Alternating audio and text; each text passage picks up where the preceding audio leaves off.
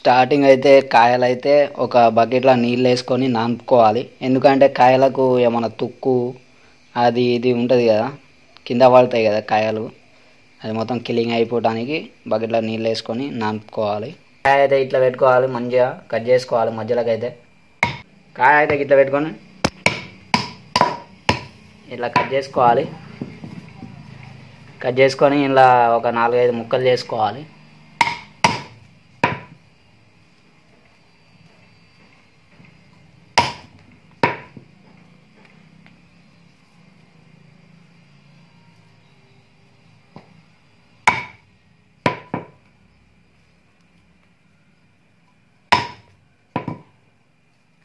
మొత్తం అయితే ఇలా కట్ చేసుకోవాలి.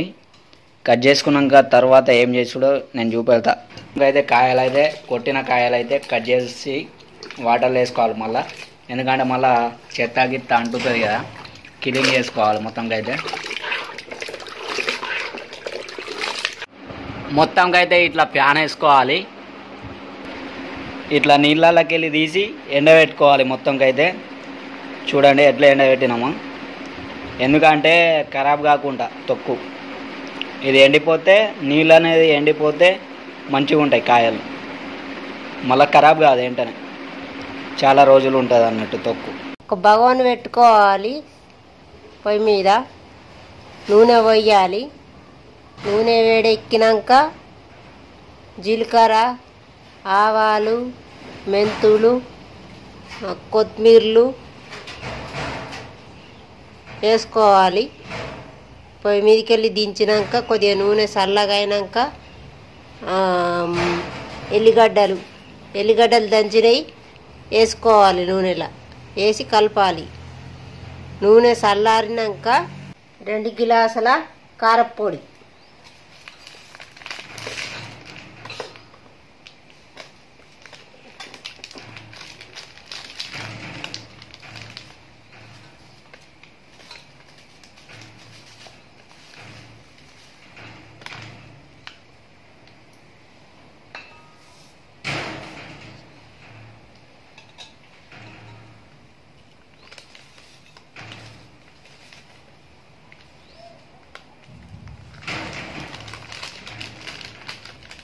రెండు గ్లాసుల కారపొడికి కొద్దిగా అంతా కమ్మి 2 గ్లాసుల ఉప్పు వేసుకోవాలి.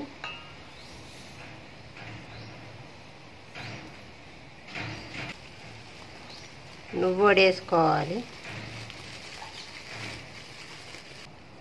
మెంతి పొడి,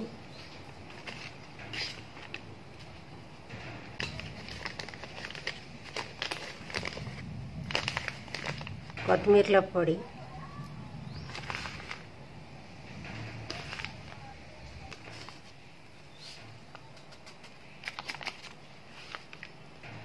ఆవాల పొడి, జీలకర్ర పొడి,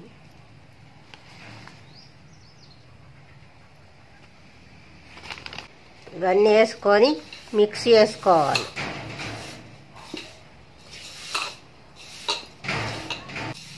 ఇట్లా మంచిగా మిక్సీ వేసుకోవాలి. ఇప్పుడు నూనె పోసుకోవాలి కారపొడిలో.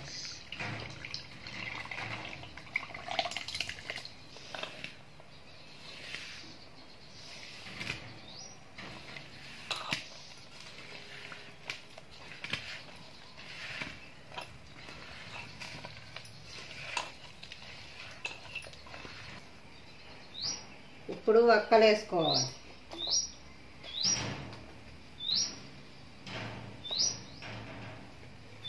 వక్కలు వేసుకొని ఇట్లా కలుపుకోవాలి.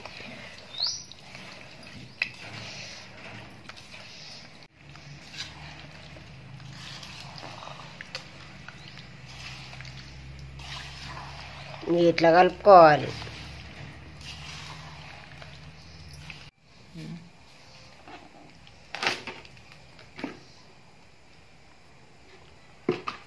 ఇప్పుడు డబ్బాల ఇట్లా ఎత్తుకోవాలి.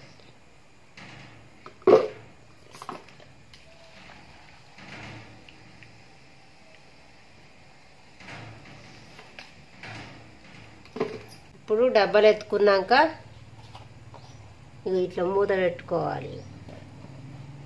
మూత పెట్టుకొని పక్కకు పెట్టుకోవాలి.